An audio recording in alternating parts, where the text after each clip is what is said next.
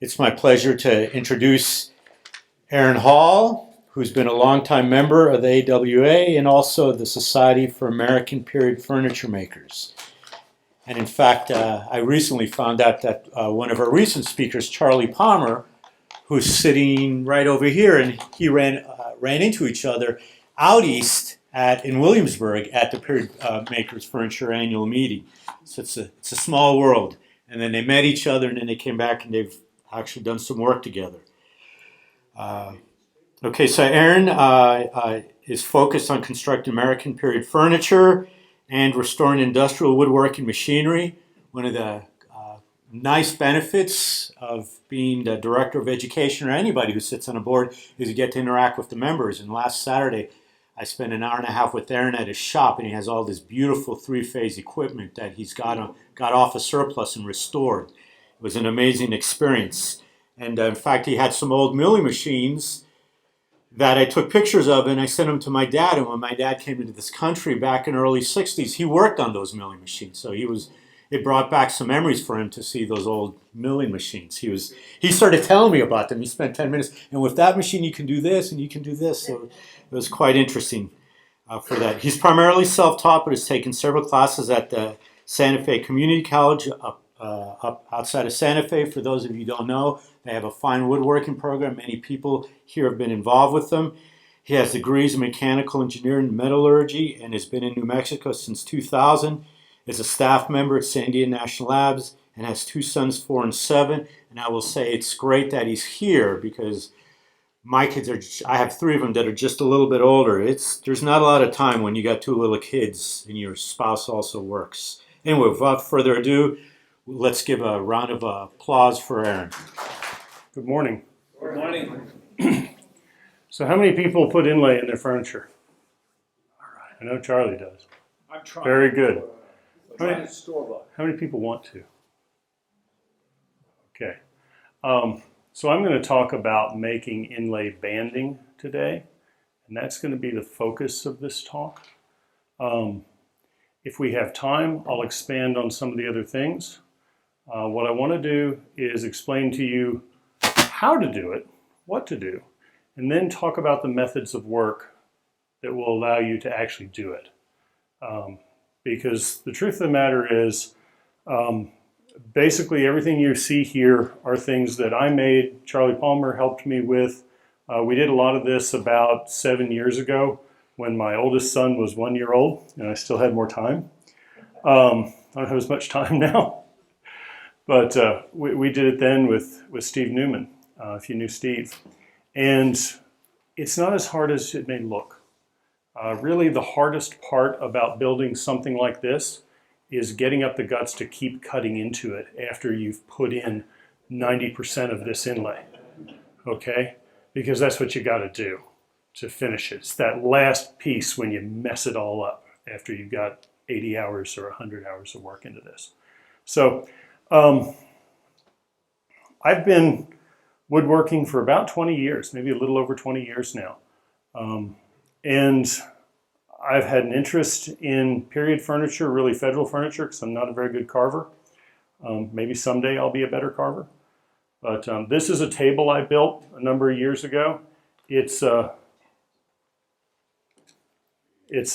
Pembroke table. This is a tea box I built for my wife. It's actually over here on the table. You're welcome to come up and have a look at it. Please don't drop it. She wants it back. When I built this, I saw a picture of it in a catalog on a art book on American furniture. And my wife liked it. She wanted one. And I said, I think that'll take about 6 months to build. About 2 years later, I had it done. Okay. It was a huge learning experience to build that, but I built all the bandings, and I'll show you how that was done today. It might be. It's been around a while. This is a close-up of one of the bandings here, and in fact, I've got some leftovers of that. If you can see it on the camera here.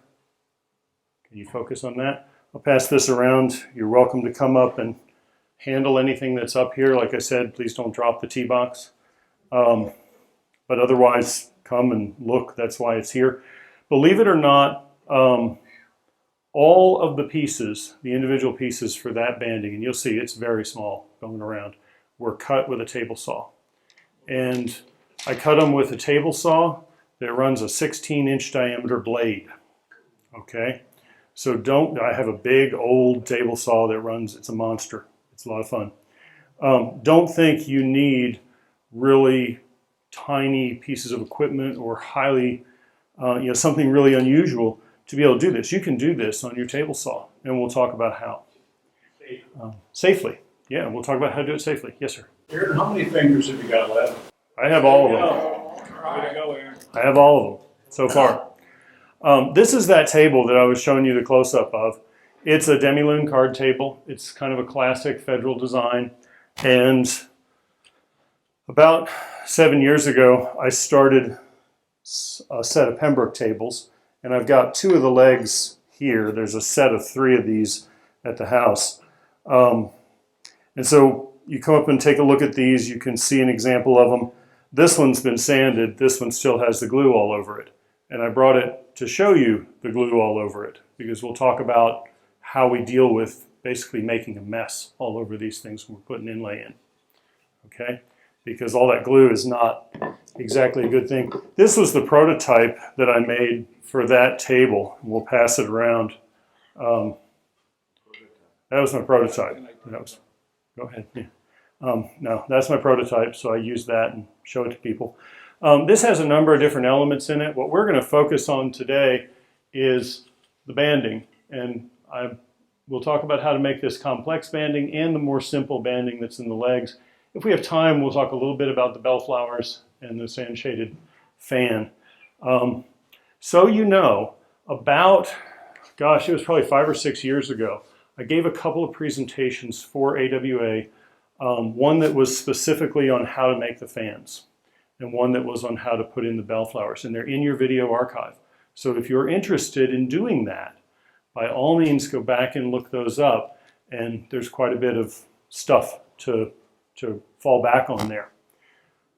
When you're doing this, you really run into some kind of 4 key problems that you've got to solve, okay, to make banding. You got to figure out your design, and that's maybe the easiest part, but you've got to really come up with a strategy for assembling that banding, because you're not putting each piece in on its own, right? These things are assembled as packs, and then you're going to rip the banding off of that pack, okay? And you'll wind up with a long piece of banding that you then would go back and install, okay? And you can see some of these things here. So you got to come up with that design. You got to figure out your strategy, how you're going to do it. You have to manage grain orientation in the banding, and I'm going to talk about that. And that really matters. And then you got to plan for the width and the length, because it's really easy to do all this work and make up a nice banding pack, and then find out when it's all glued up and done, it's about 1/8 of an inch wider than what you wanted. And it just looks gigantic and out of place in your piece. And so then you get to start over and go back through the whole process, and you get lots of extra pieces of banding around for when you give a presentation. You've got to be able to prepare the stock to make the banding. And what that really boils down to is you have to solve the problem of making really thin, parallel pieces of wood that are small enough to glue together here, okay? And you need to be able to rip things. I had a couple other pieces, here they are. You need to be able to rip down stuff like this with your table saw, okay? Or, well, you don't have to do it on your table saw. I'm going to tell you the table saw is the way to do it. You need to get something this thin or thinner. You need to be able to do it repeatedly. You need to be able to do it with multiple pieces of wood to get different colors, because you're going to have a dimension that you're going to repeat. And you really want, when you're done cutting this, for it to need no further preparation before you start gluing it up. If you have to run this through a sander, if you've taken it through a bandsaw and you've got all your saw marks, Now that has to be smoothed out, or you have all kinds of undulating lines in your banding, which you may not want. So I'll pass around these, so a couple of these, so people can see them. But the typical thickness is around a 1/16 of an inch, a 1/16 to a 32nd. That kind of thing. Yes. Do you prepare your banding, a lot of it ahead of time, and then it's just stored, and then with the project in mind? And then you, like 2 weeks later, you'll really start on your project and then go to your No. quiet banding? I will stop in the middle of the project and make the banding, and that'll be one phase of a project that lasts. The table I showed you was 9 months of work, long before I had children, so I actually had time to devote to it over 9 months. But I'll do it as it comes, and usually it's one of the design elements in the project. You've got to be able to glue up. Yes, go ahead. You mentioned you have a 16-inch diameter blade. Is there an advantage to the larger blade, or will a smaller blade work as well? A smaller blade's better, and I'll explain why. Yeah. What about your tooth configuration for that? What do you use? You want a good quality rip blade. And I'll actually, as we get to the table saw, I will answer that question in detail for you. So hold that thought. The other problem you have to solve, and I'm just kind of giving you a preview of where we're going, is gluing all these things up into some kind of a pack. I have a few of them here, where you actually are going to start making your banding. So you're going to make your banding from. You have to get things glued up multi-layers so that you don't have gaps in this pack, okay? And so that all these layers are the same thickness. And when you're working with relatively thin material, it's very easy to have a place where you've got a lot of clamping pressure and very little. You've got spots that aren't glued up, you've got spots that are really tight, and well, guess what? As you try to continue to work with that, it's not going to do well for you because you now have variability again in what you're trying to do. So getting a really consistent, tight glue up and everything nice and parallel when you start gluing matters. It's a problem you have to solve. And then when you actually get all the work into it and you're down to something like this, you want to not mess it up when you start ripping it out of the pack. Okay? So we're going to talk about how to solve all those problems as we go. Let me interrupt. Please. I'm sorry. As you know, I'm trying to build a table, and I'm cheating and just bought it in the little plastic tubes. Yep. What's the advantage of going through this and building my own at great pain? Perfect question. Perfect question. There are two advantages. One is, maybe there are three. So the question is, what's the advantage of building it yourself versus buying it? Because you can go out and buy banding, and this is actually a piece of store-bought banding. You'll see it in the leg of the prototype down at the bottom. The advantages are a couple. One is, depending on the type of store-bought banding you get, and you'll see when this goes around, it may not look as good when you're done as something you make. And the reason is, a lot of your store-bought banding is built by taking individual pieces of veneer and layering it together to make everything that's here. Each of these black segments, if you look closely at it, is 5 pieces of veneer on edge that have then been glued together. Same for the white. And what that does, when you finish it, it kind of goes thud. It doesn't pop out and look really good. So you do get a little better look out of your piece. It's perfectly acceptable for a lot of things. No reason not to do this. The other advantage is you have complete flexibility in the design of that banding when you build it yourself. Okay? You can incorporate woods that are maybe something you've got in the project. That table I built, I wanted to include woods from some specific species in the Demulin card table. And so when I made the inlays, I made them from specific material. And the other advantage, I think, is that you can get designs. You're limited in designs when you buy things. You can build things yourself that you may not be able to get if you buy it.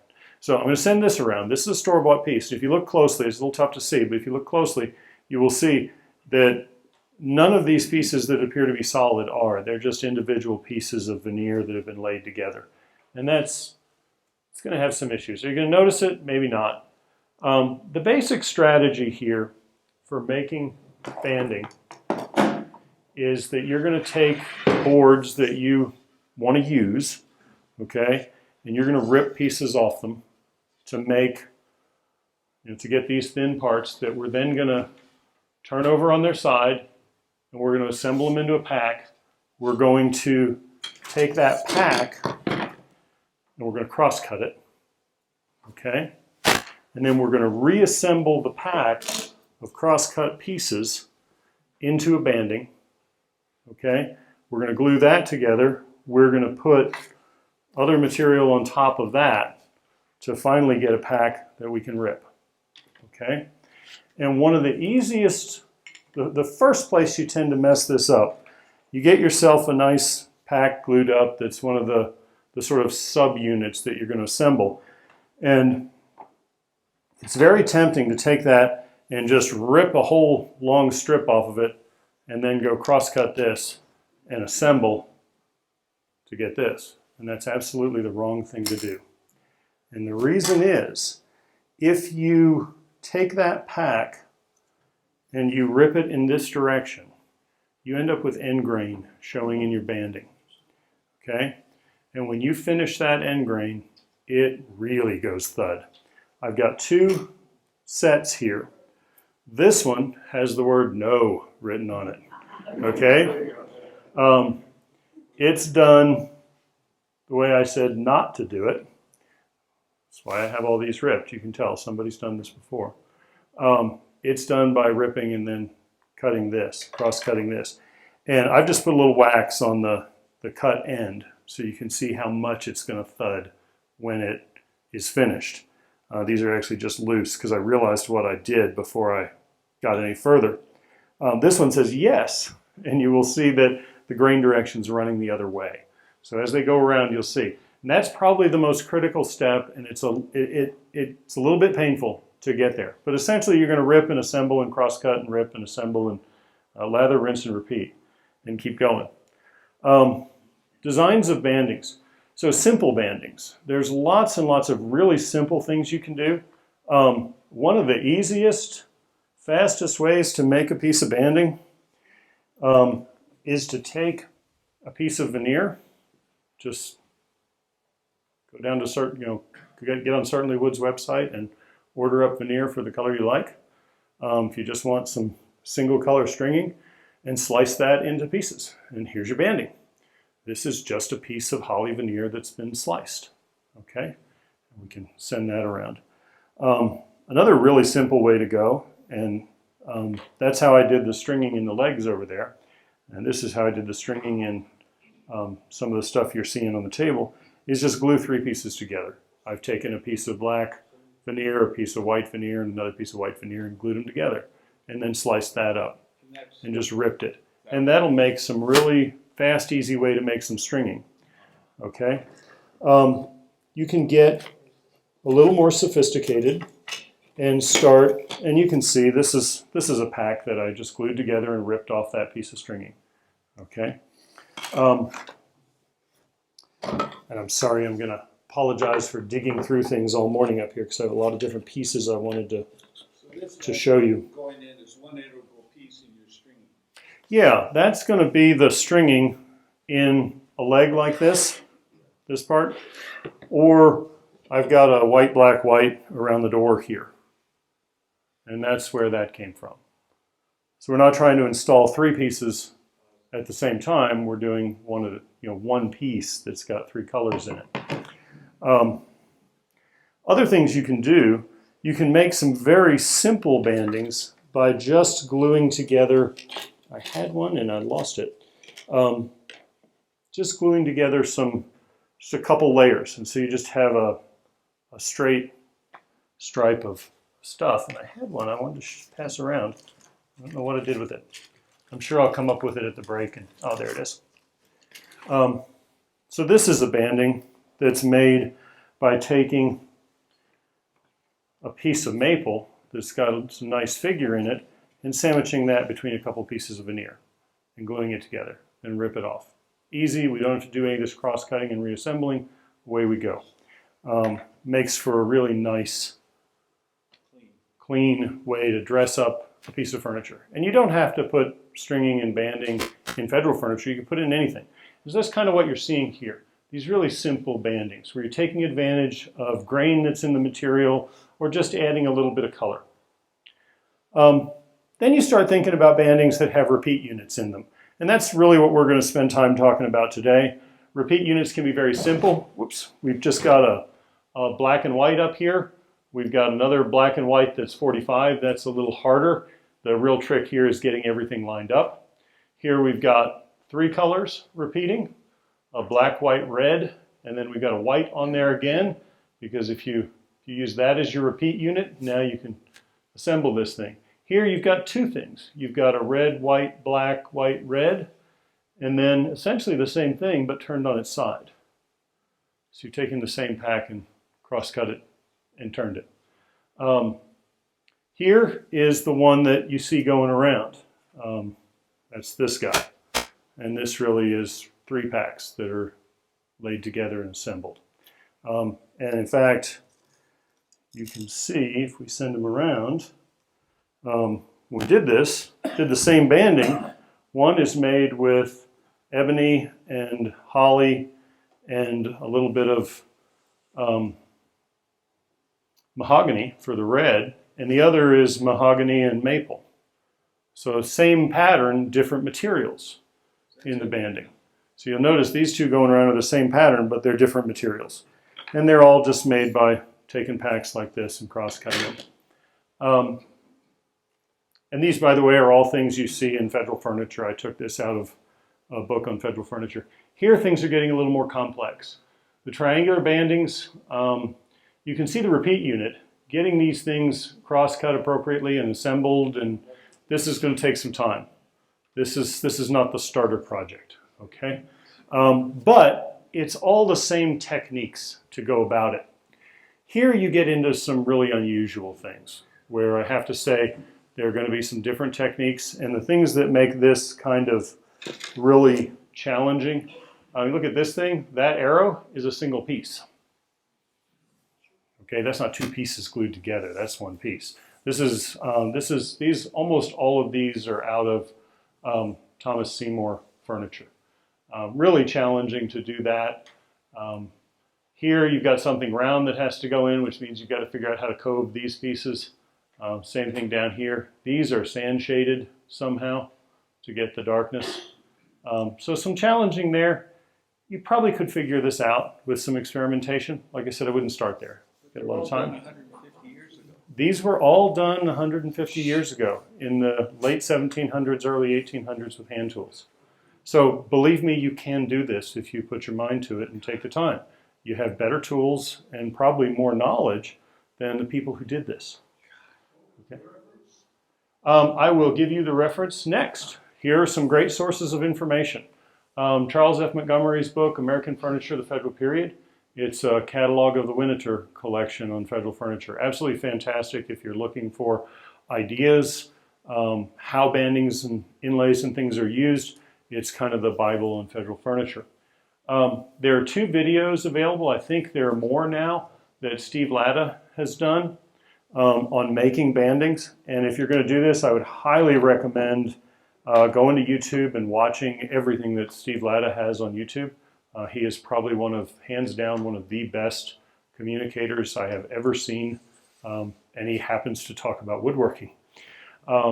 So huge resource. If you ever have a chance to see him speak, do so. He's fantastic. So back to the key problems that must be solved. We've talked about this, and what we're going to do is start talking about how to actually do it. So I'm going to turn the computer off at this point, or set it aside, I guess. Yeah, we'll set it down here, and we can start talking about how we do it. So the first thing I told you we have to do is we have to be able to rip these thin pieces. And I actually, if we can turn the projector off, that would be great. Thank you. I wanted to do it today, which is why we brought the table saw, but we decided the room is nice enough we probably shouldn't fill it with sawdust. So what I'm going to do is walk through how we did it. Rich came over on Saturday and we actually cut down a number of pieces. Believe it or not, with this table saw, we took this board and we cut these off of it. They're a little thick, but we were able to do it. And you can do this safely, you can do it repeatably. The pieces here that I have are things that I cut last weekend with the same technique. But not the same saw. I used my larger saw for these. There's no reason you couldn't do it here. Okay. We do have a relatively large, the first thing to talk about, let's talk about saw blade. We've got a combination blade on here. It's a 10-inch blade. The truth is we would be better off with an 8-inch diameter circular skill saw blade on this for doing this job. Okay. I can't say enough about the Freud Diablo blades. They're very, very sharp. They're very well balanced. They do a really good job. The thin kerf 8-inch blades that you put on your skill saw are probably one of the best things around for cutting banding. If you've got a table saw with a 5/8 arbor and you can get enough through the table surface to get through the thickness you want to get through, go with the skill saw blade. Okay, that's what Charlie and Steve and I used when we did it, and we did it with a Powermatic table saw and an old Delta, a Delta Unisaw. So the reason twofold. So the question was, why use the smaller blade? One is you get a thinner kerf. The other is less wobble in the blade.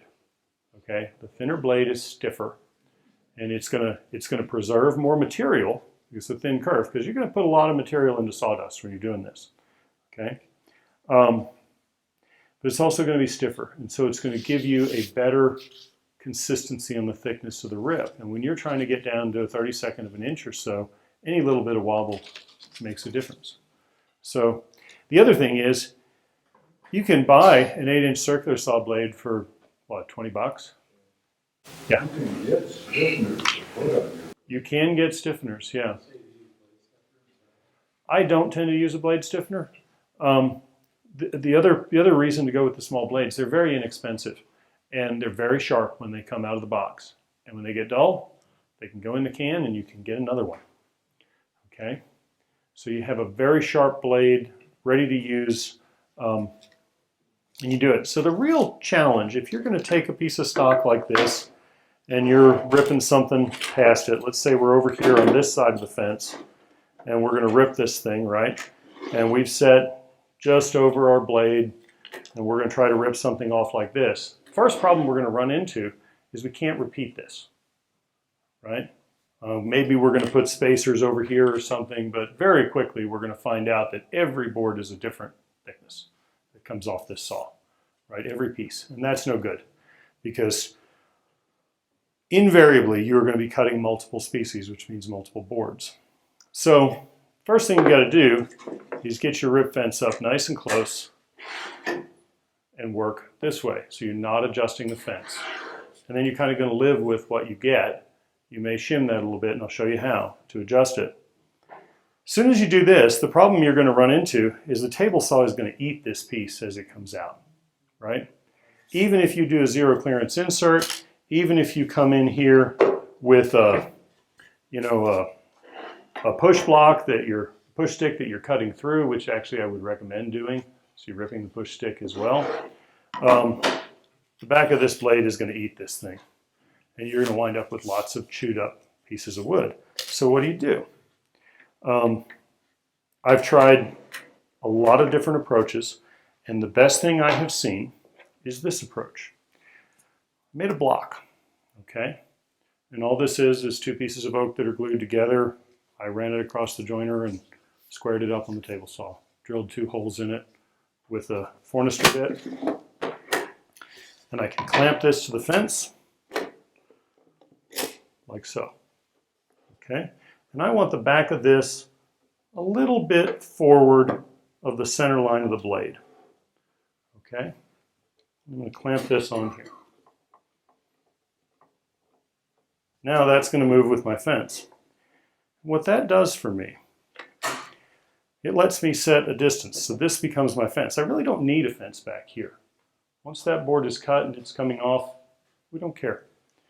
So now I can feed my board in and get a consistent thickness. And as this comes out,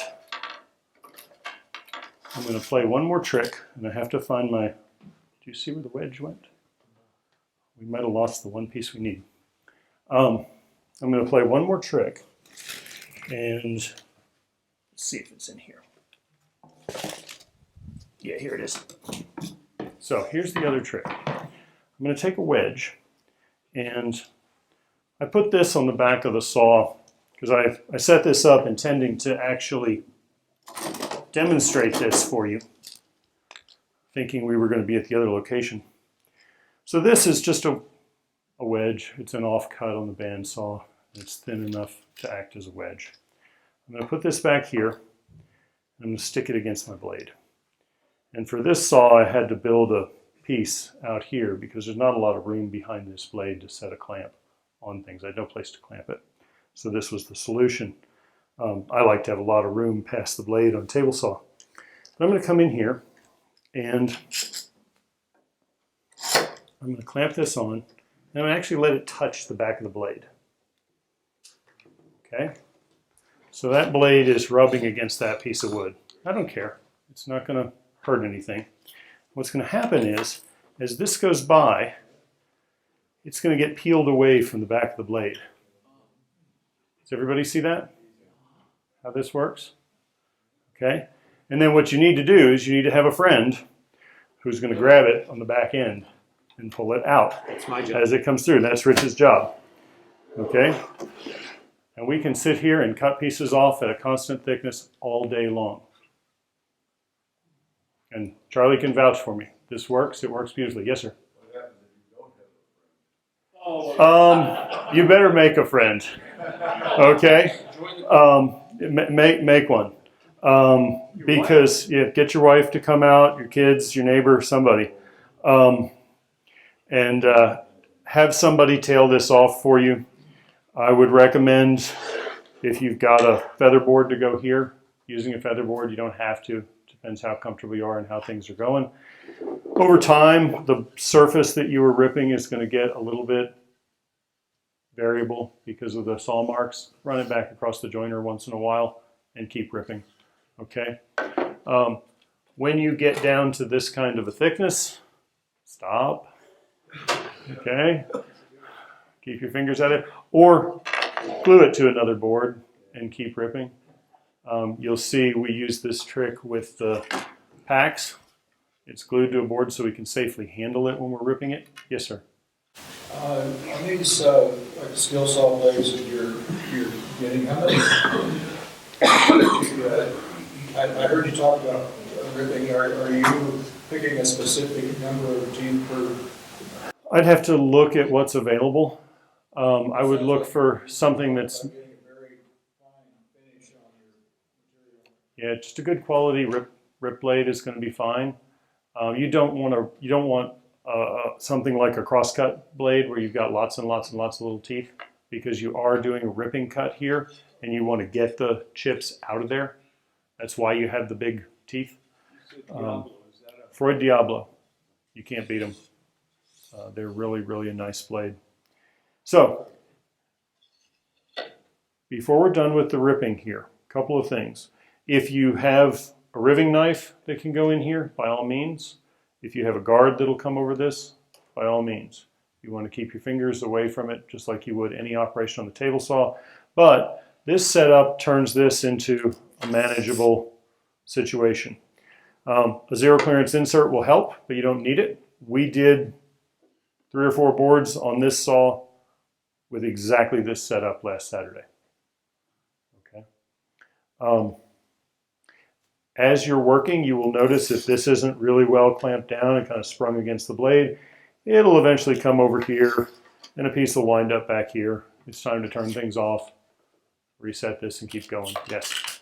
One of my questions I have is that I don't have a super high quality grade fence or saw for that matter. But by using that little jig, doesn't matter because you're not going all the way through both ends of the blade, right? In front and back. Correct. And by doing this, what you're doing, so a couple of comments. What you're doing is you're giving it a place to go by doing this. You don't need a super high quality fence or table saw.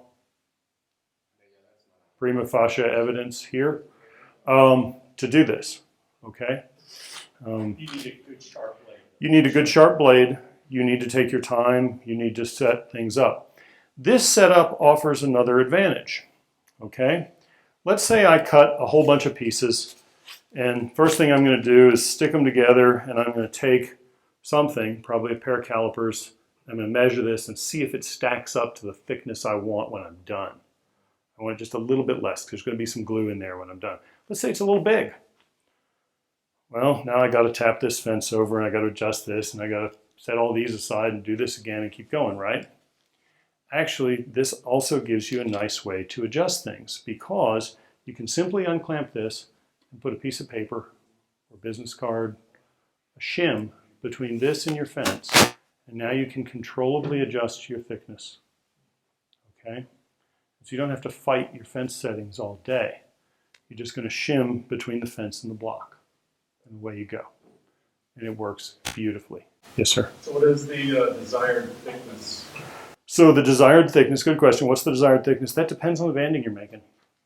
You will, if you look at the bandings around here, you see all sorts of different thicknesses. The truth is, when we did it, we kind of had a nominal thickness that we wanted our bandings to be. And we set up the saw, we made a few pieces, we stacked them up, we put a clamp on them, measured them, and said, that's close enough. There we go. Saw set. We made a few adjustments, and on we went. We didn't try to hit, 102 thousandths, but you could. Okay, you could. So that's your setup for doing all your ripping cuts. Okay. I'm just trying to think if there's anything else to know about this. You need everything good and square. We're not going to do any angled cuts this way. Okay, no miters. We're going to do miters a different way. Okay. You can do this with any table saw you have. You could try to do this on a bandsaw. I don't think you're going to get the finish that you want. And you'll see these pieces. The finish doesn't have to be perfect. This doesn't have to be a 220 grit sanded finish. Okay, you do need pieces that are parallel and of uniform thickness. Parallel, same thickness end to end on the board, same thickness across it. Now you'll notice I've tried to choose wherever I can thicker boards to rip. Okay, this is a nice thickness for making banding, and the reason you want them thick is the thickness of this board is going to limit the width of this pack, okay? Because we're going to cross-cut this and reassemble, and the board's going to wind up, it's going to wind up like this in the pack, with the long grain showing in the pack, okay? So if you start out with a really thin board, you're going to wind up with a really short pack, a really skinny pack, which is fine if you only need a couple pieces of banding. If you need half a dozen, you're going to start with the thickest boards you can, okay? And that's probably going to be limited by the amount of saw you can get above the surface of the table, okay? And nothing wrong with 3/4 boards. You're still going to get plenty of banding, but if you've got 8/4 or something, that's kind of ideal. Okay, so once we have all of these, the next challenge we're going to face is, yes, sir. What's the longest piece of wood? So I'll show you. Perfect question. What's the length limitation? This is my length limitation. Okay, nothing longer than this. Okay. Yes, this is my glue up jig. Okay. This is something. So the comment was that's where you're gluing up your banding, and he's right. That's where I'm gluing these up. This is a nice length. I think the length depends a little bit on what you're doing with it in a piece of furniture. If you need one piece of banding to wrap around the edge of a table a long ways, and you need a really long piece, you might want to make a bigger jig and get some longer boards and really try to do this.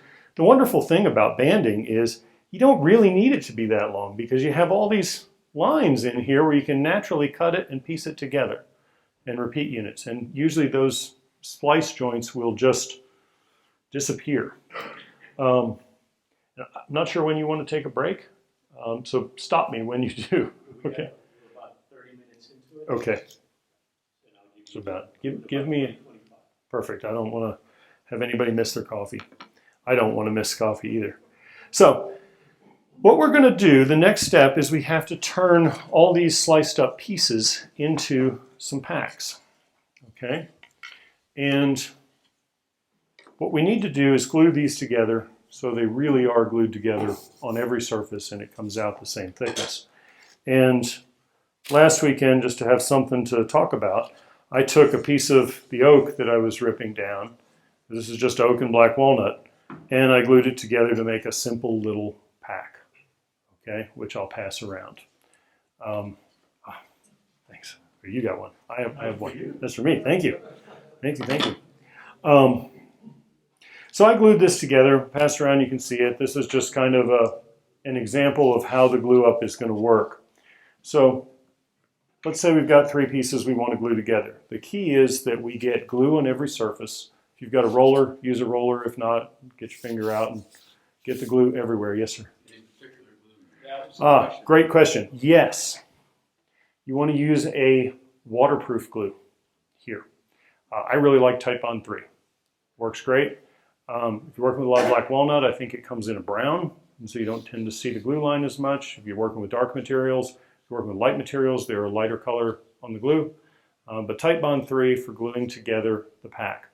And the reason is, when we install it, we're going to use hot hide glue, which is water soluble, so you can take it out and you can recover if you make a mistake. Okay? But all this is a clamping fixture, and I've just got some cauls here. And I made a relatively narrow clamping fixture because I didn't really have boards that were much thicker. And I've taken the inside of this and I've waxed it. Okay? This is critical because when you, yeah, he knows where I'm going. When you glue your pack into your clamping fixture, it becomes hard to work with. Okay? a good friend of you. A good friend of mine told me that. So you're going to put glue on this. You might want to wrap a little wax paper around it. Okay? What you don't want are bumps or stacks of wax paper in there. Just enough to keep it off of things. Put it in this guy. Put a caul on it and clamp it with as many clamps as you can get on it. Okay? And you might even put a caul on top of the caul if you have a board that'll sit in here and really distribute that clamping force well and clamp it tight. Okay, and that's exactly what I did with the pack that's going around. And just like any other glue up, you want glue everywhere. You don't want any more squeeze out than you have to have, which again is why you've waxed this thing. And you want to get that pressure really evenly distributed.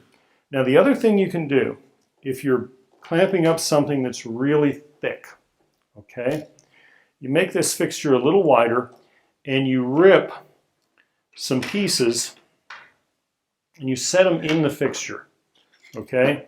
You rip those pieces to be the final thickness of your caul. You set one on each side so they act as a stop for the clamping caul. They're the final thickness of the pack, and you clamp down to the stop. Follow me? And that ensures that you don't tilt the caul inside the fixture and end up with a tilted pack.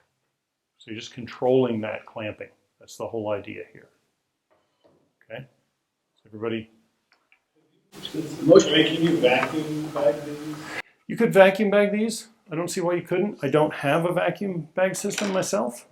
I have a feeling you might get things moving around.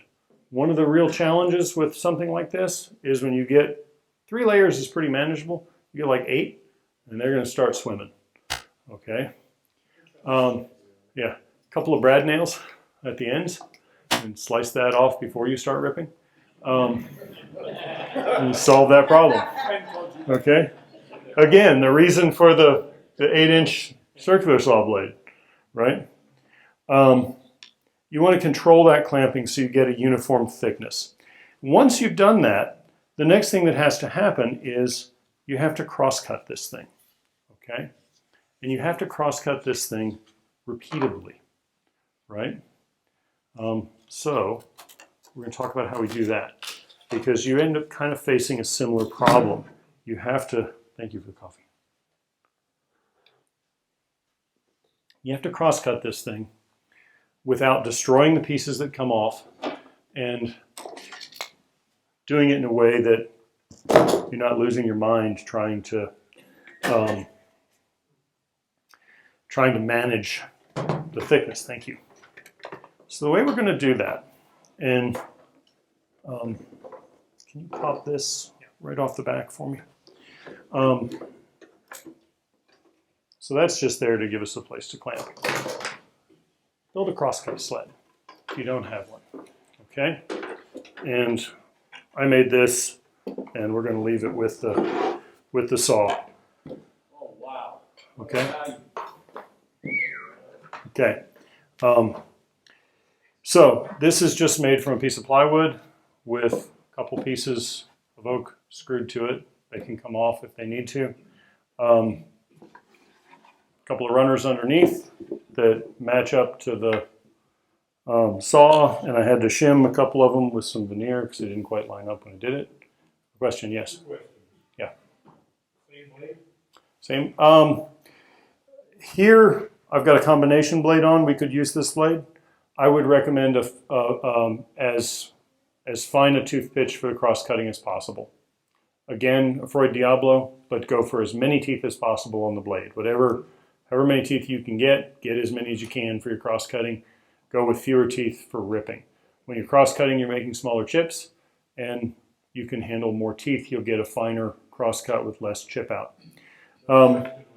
Yeah. I wouldn't use a compound miter saw for this.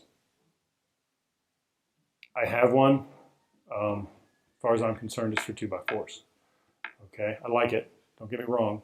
But for something like this, with the size of pieces that are going to come off, a compound miter saw is going to eat them. They're going to be on all corners of the shop, and you're going to be looking for them for weeks, and they're all going to be in little pieces. Okay, we want to get these things off cleanly, and we want them to be undamaged for the offcut that's going to come off. On the Diablo, that's a brand new style. Yeah. How many teeth would you recommend on the cross-cutting side? As many as you can get. I don't know offhand No, I meant, what sorry, they do. I meant on the ripping side. Oh, on the ripping side, 24. 24 or something, 20, somewhere in that neighborhood. It'll depend a little bit on the diameter of the saw. So here, we've made this thing. The way you get everything lined up once you've got this moving is you put it on here and you raise the blade through the sled, and then you run it back and forth. Now you'll notice we have a block glued on here. Understand what this is for? This tells you where not to put your fingers. Okay, this isn't so much to house the blade. It does, and it'll tend to keep your fingers away from it, but you can easily bring the blade out the back of this. This is a reminder. So when your hands are here working, you know where to not put your fingers. And if you find yourself, if you have one, you find yourself putting your thumbs back here, get some like 60 grit PSA back sandpaper, and put it right there. Something really uncomfortable. A bunch of nails that are cut off on the end. Okay, something to deter you from putting your fingers there. But that's what that's for. Okay, yes. We use a lot of these down in school. What I do is I put a block on the front end. Yeah. Back end, so they Back. So they can't. So it stops here. Yeah, that's another great way to do it. So it stops before it goes forward. You want something so that you don't tend to drag your thumbs right into this area, because you're going to be doing this quite a bit, and you're probably not going to be paying attention to where your thumbs are. Okay, that's why I built this one the way it is. I put the curve on it because it was fun. The wedge was the offcut from here. Okay, that's where the wedge came from. Okay, so what we have to do is we have to take a pack like this, and we have to cross-cut it repeatedly. Okay, and we can now move it straight with respect to the blade because it's carried by the sled. That's not a problem. It's nice and square here. You basically have a zero clearance insert here, so you're not going to suck this down into the saw. what you need to do is be able to repeat this measurement, okay? So you put a stop in, but as you know, if you simply put a stop here and start cutting, you'll be nice and repeatable, but because the stop is there, the offcut can't get away from the blade. It's going to get caught by the back of the blade and it's going to get chewed up, okay? So we don't want that. We need to get the stop out of the way. And the solution is as simple as it can be. You make a stop for the stop.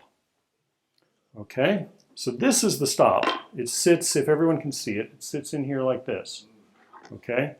This is the stop for the stop. And it sits like so. Okay? And it just clamps in place. You could screw it in place if you want to, but why mess up your crosscut sled? Okay? Now this can slide back and forth.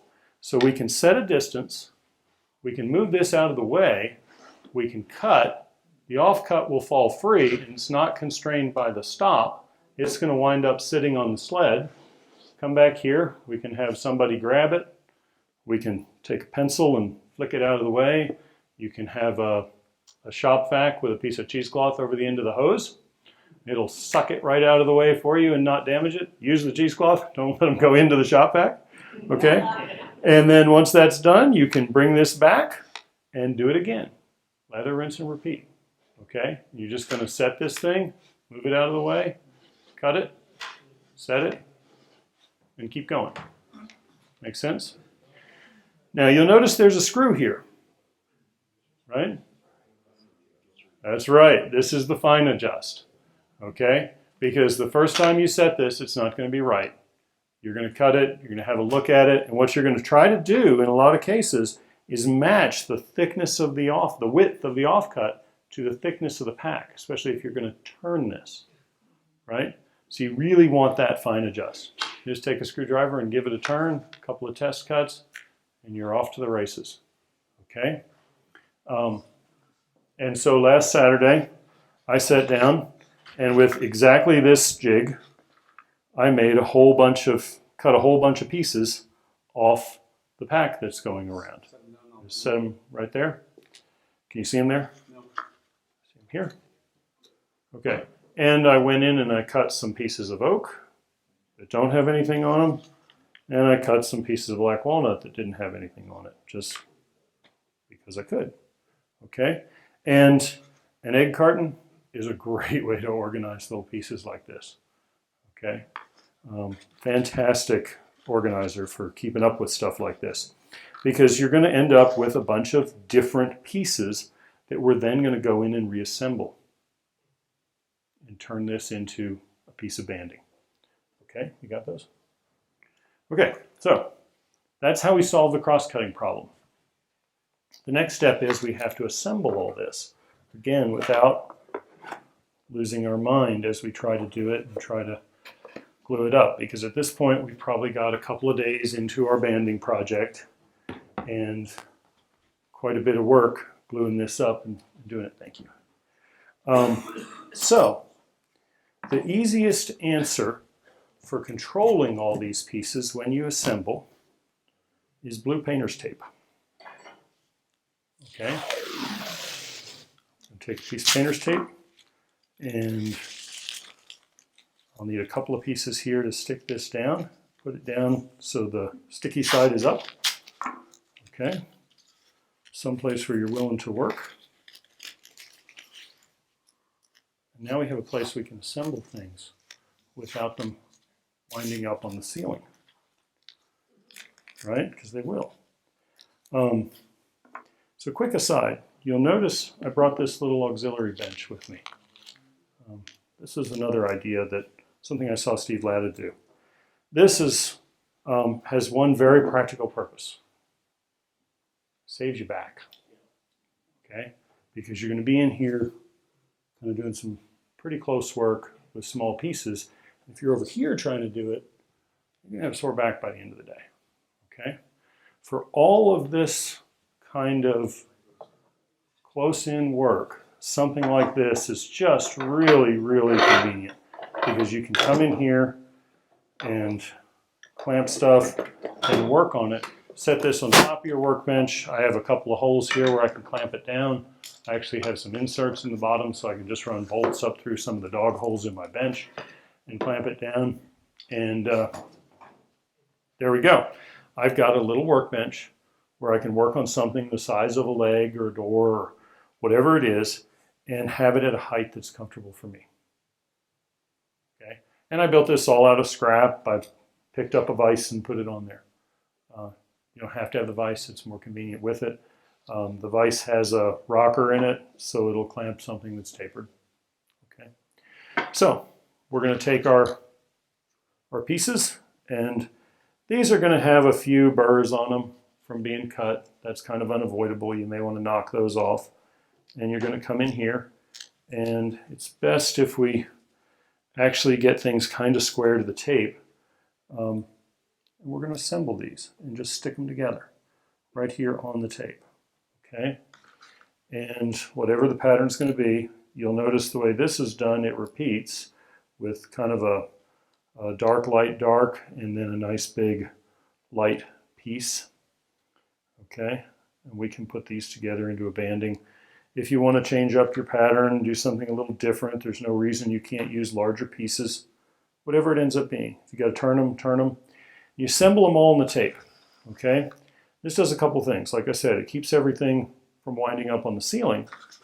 It also lets you check it before you put on the glue. Because you don't want to get 4 feet of banding made up, glued together, go to rip it and see that the piece in the middle is 90 degrees from where it should be or is out of sequence. Okay? That's a feature. Right, that's how you know it's handmade. Maybe you'll be the only person who notices, right? Yeah, this gives you a way out. Okay, it gives you an opportunity to double check. And you'll see, pretty quickly, you're going to have a pack put together. And you want to assemble them nice and tight on your tape. And I'm going to just put a few more together here. I only made a few. But this is how you do it. And, you know, you want to have things organized. You want to take your time. You want to double check it. Maybe have a friend come and check it before you put the glue on if it's really complex. Walk away for an hour, come back and check it again. Now we've got this on the tape, right? We can now pick this up and open it up and get to everything to brush glue in there, in between all those joints. And again, we're going to use Titebond 3 to do that. The other thing we can do at this point, you wouldn't want to just, unless it's how your banding is made, you could just glue it together like this, put a piece of wax paper over it, put it back in the clamping fixture, clamp it. Okay? But a better option at this point is to take something that's, if you're going to have a layer on top, and go ahead and glue one side on at this point. Okay? Get the glue in between, glue on the top. It's going to need a little extra glue because this is all end grain that we're looking at on this surface because we're long grain here. Right? Come up and look at this, you'll see. Because these have been cut like this. Right? So you're going to glue this on, clamp it, again, in a fixture that's going to manage that clamping pressure. The other thing you can check at this point, and it's actually really important to check it, is make sure all these are the same height. Okay? Because you've got one that's a little tall, one that's a little short. It's time right now to deal with that, to take that piece out, find one that's the right thickness, come in here with a sanding block and sand these all down to the same height. Do whatever you have to do to get them the same height because you will not fix that by clamping it harder. Okay? It won't work. It won't work. And if you're trying to get to something like this, you really have to be picky about getting everything where it should be. So we're going to glue this on. We're going to clamp it, let it dry, bring it out, peel the tape off, put the other side on. Okay? And you may find that instead of gluing a single piece, your design calls for a pre-glued pack to be assembled here. Okay? Whatever it takes to get to where you want to go. And you'll see here, let's talk about this a little bit. So we have this thing, okay? The herringbone pattern here. Okay, that gets a little more complicated. We'll talk about that, and then we're going to take a break. That was made with 2 packs that were then lined up and glued together. That's the easiest way to do the herringbone. To make these packs, you got to cut 45 degrees over here. Okay? Right? So you're going to make a dedicated sled for 45 degrees or 30 or whatever that angle is. Okay? You're going to bring your blade up through it at the angle you want to use. You're going to have to do some test cuts first and make sure you're actually at the right angle. And then you're going to use the same approach to cut this. You may need to actually put the same complementary angle here so you get a good repeatability with your stop. You want the offcut to be on the top surface of the blade, not on the captured piece down here underneath it. Because if it's underneath it, it's going to kick back and come out and go flying and get destroyed. And what's going to happen is it's going to come off and be sitting on top of this rotating blade. Okay? This is where a shop vac and a piece of cheesecloth is critical. Okay? You're going to take the end of your shop vac, put a piece of cheesecloth over the end of it, turn it on, and zip tie it right there. Put a block you can tie it on, so it's going to suck that piece right off the saw. They're going to all end up on your shop vac, and away you go. And so we flip this over here, and we cut these guys. Very manageable. It works. If you just leave them sitting there and try to brush them out of the way with your fingers or a pencil, you're going to regret that.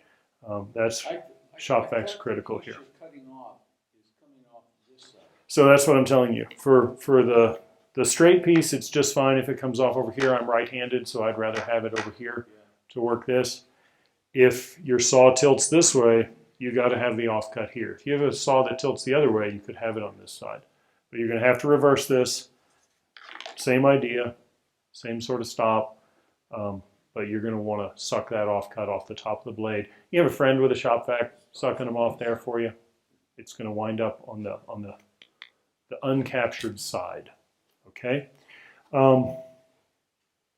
We did not do individual pieces when we assembled this. Okay.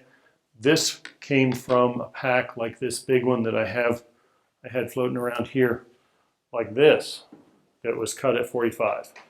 Okay. So there's about 8 or 9 pieces together that are then cut off and laid together to assemble this banding. It's not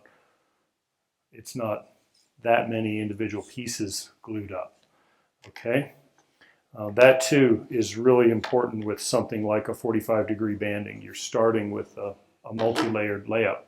And then the last thing you've got to do, if you're going to clamp that, because you have all these angles, when you put it in your clamping fixture, those angled surfaces are going to want to move apart. And you need a stop at least one end. And what you need is an angled stop that matches your angle. So you can put that right up against it and clamp it against that to keep it from going anywhere. And then you may need something on the end to stop it, but you're gonna do it that way. Otherwise, it's really the same basic approach. You're gonna assemble it on your tape. You'll have a stop in your clamping fixture, glue between each joint with a brush, glue on top, glue it to a backing. And this backing is just a couple pieces of veneer, right? And away you go. So with that, we've talked about how to make them. Once your pack is assembled, you're going to rip it, glue it to a piece of wood, and rip it off just the way you have before. We'll talk about how to install bandings after the break. Yes? What kind of drying time do you like on the glue before you work with a band that you've made up? So that's a really good question. What kind of drying time on the glue before you work with it? I would give it overnight.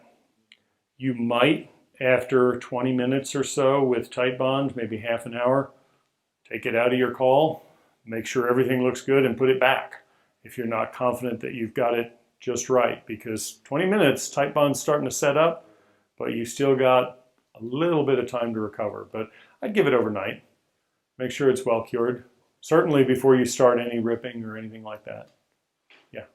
When you're gluing between each of those individual bands, as you showed it folded, and you brush your glue in there, how do you deal with the excess glue when you put it back on a plane together?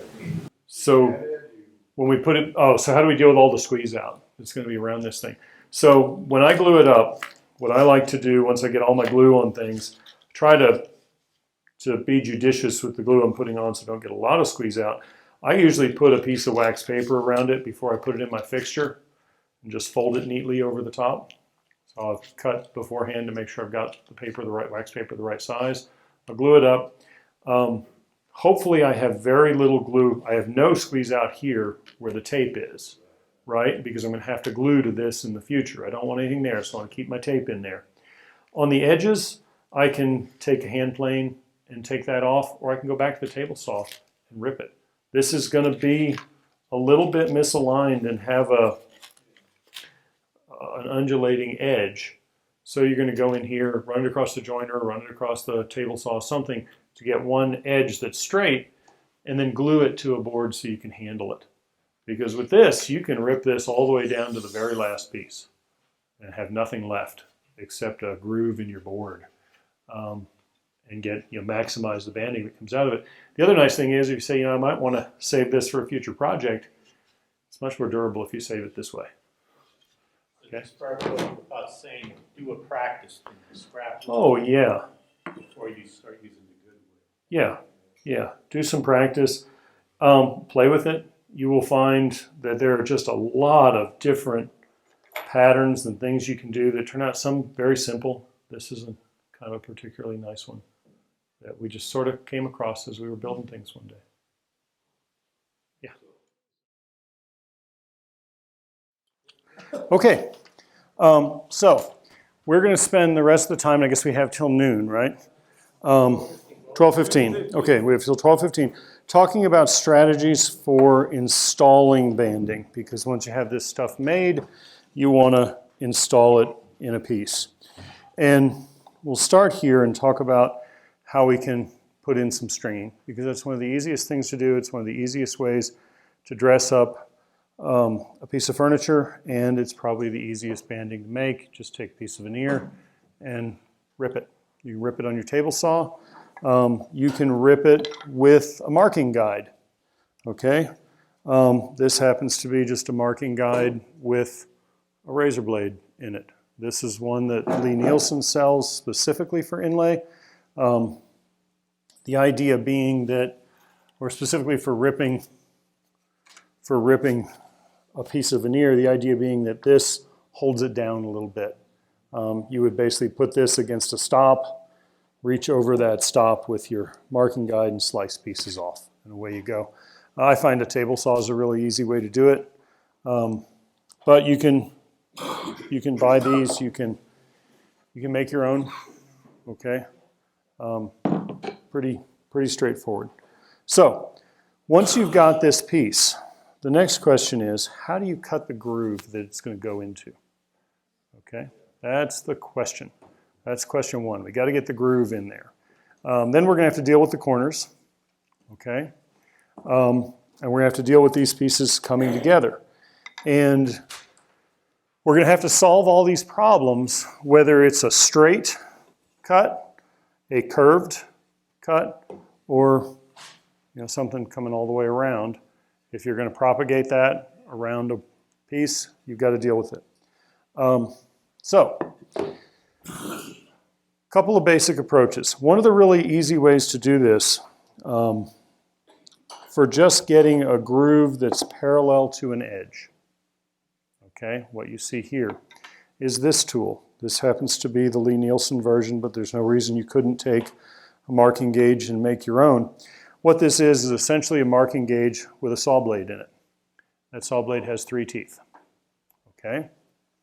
That's all it is. You set this for where you want that groove to be with respect to the edge, and you come in here and saw that groove, okay? And pretty quickly, you can saw that down to where you want it, okay? Now, What I'm going to tell you is there's a much easier way to do this. And you're going to be at it all day. But I'm also going to tell you this tool has real use.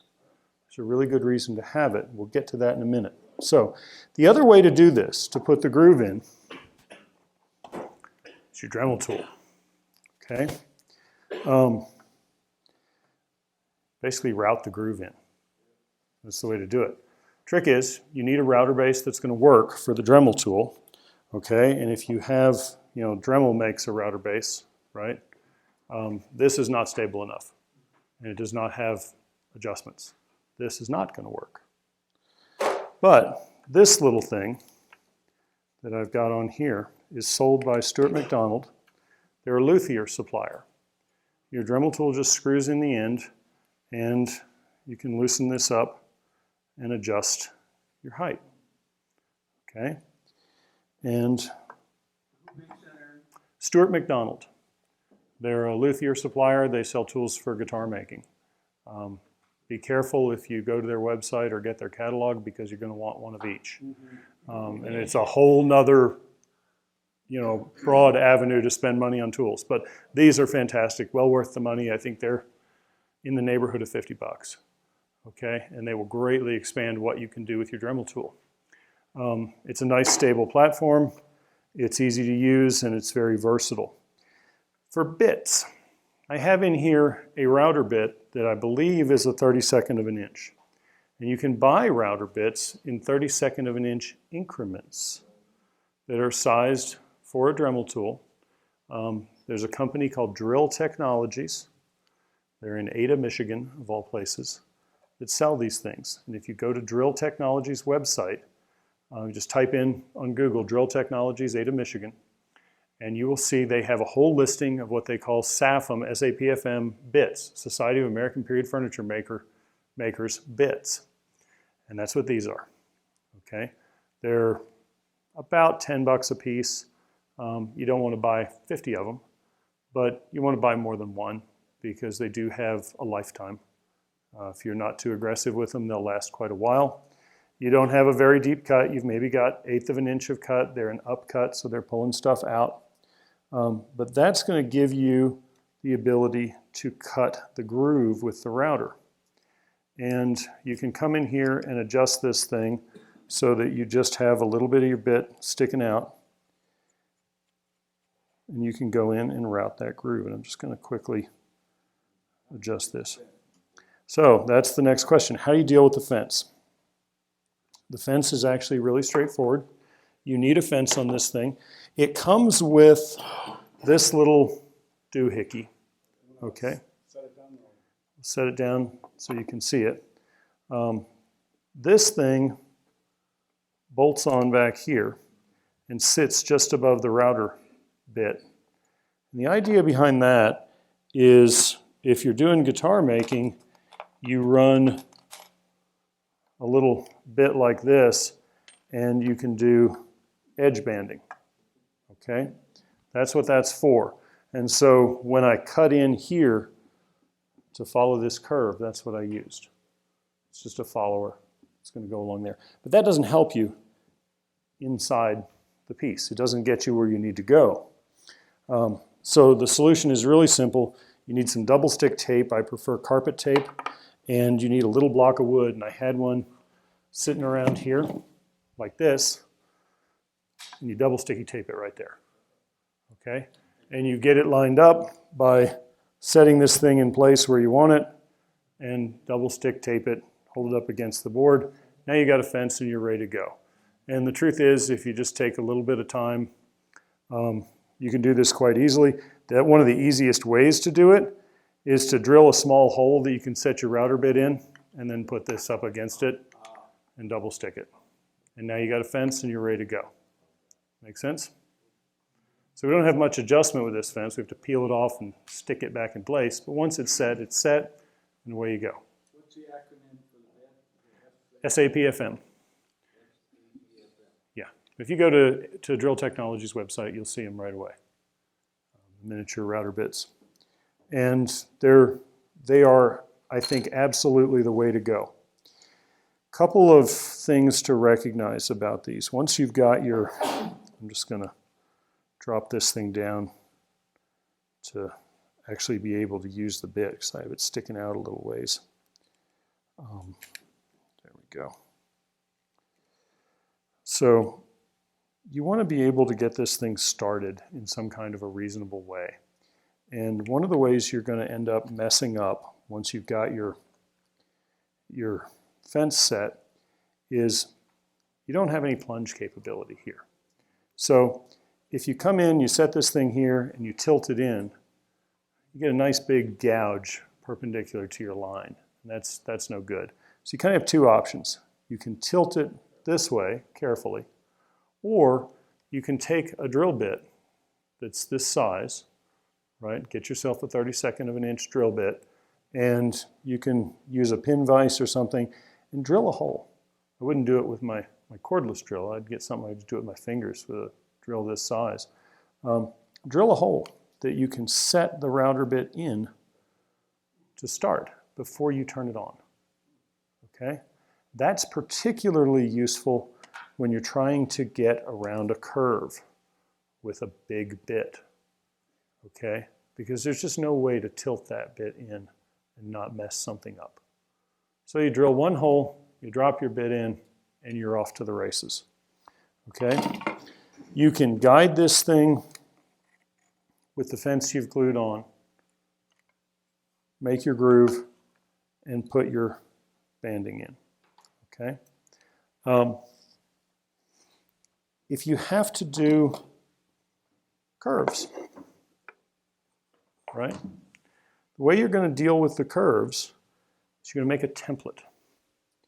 And I have a template here and here, okay? This template can be clamped in place, and you'll notice it matches that pretty nicely. I actually have a router bit that's that width, okay? The way you're going to use the template with a bit like this bit's small enough, we don't have a bushing or any way to put one in to follow that template, right? But we can stick this out quite a ways, actually. If I bring this down, we can stick it out quite a ways. So the shank of the router bit is actually proud here, okay? And we're going to simply ride the edge of the template with the bit. Let it rub it, let it burn it a little bit. If you look at my templates, this one in particular, you'll see it's nice and shiny on the edge where the router has rubbed against it. Make it out of hardwood, and you can get, usually you're not doing 100 grooves. You get quite a bit of life out of that and route that groove, okay? And you can double stick that template in place. You can put, see if we can see them here. This happens to be an oval, so I've marked the minor axis, and there was at one time a mark on the major axis. So I could put layout lines on the piece, look right down from the edge, line that up where I want it, double stick it in place, come in here and ride the edge and route that groove. Make sense? Yes. When you go full circle, you stop the router before you... Absolutely stop it before you lift it out. Yeah. So you have the switch on the unit, or do you have a foot? So, yeah, I have a foot pedal that I like. One of these guys, right? This is just a switch that you can, extension cord with a switch you can plug something into, right? Now I can control my router down here. I can set it in place. I've got my hands on it. I'm not trying to reach up to the switch and fiddle things around. And I can then turn it off the same way, right? And I'm, yeah, good question. How do you take the field out? So, a little bit of an aside, but the way we're going to do this to take the field out, we are going to, let me back up. I'm going to deviate from my plan a little bit and explain how we do this. So, some similarities in the approach for a fan, okay? The fan is assembled from individual pieces of veneer that have been dipped in hot sand to toast them, okay? And then cut out That gives them a three-dimensional effect. And then assembled on a backing with tight bond 3 and glued together. So you assemble it on painter's tape and then glue it to a piece of veneer, peel off the tape. Okay? And then you take a template that is exactly the size of the fan, in this case this one, line it up with the major and minor axis, ride the edge with the router and cut that thing out.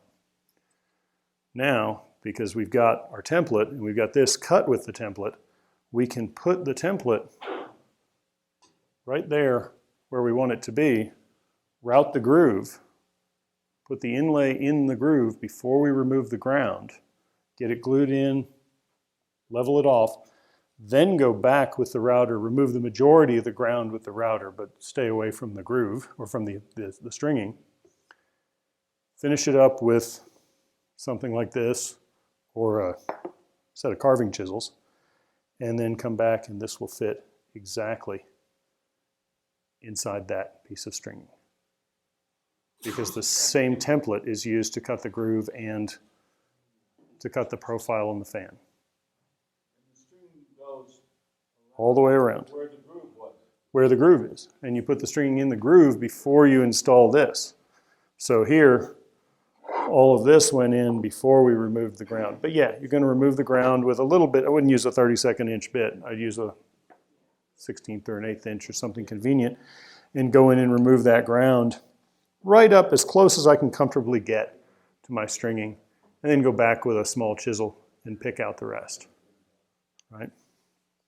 And then you can install that. And because you've got one template for both steps, this is going to match what you've done here. If you try to wrap this stuff around a fan and glue those in together, or glue this to the edge, you're going to lose your mind. Okay? It's going to be a long, difficult project. So, yeah. So you just freehand the interior? Freehand the interior, you bet. Yeah. Yeah. To remove the ground, just stay away from the edge. Yeah. And then go back with a hand tool to clean up the edge.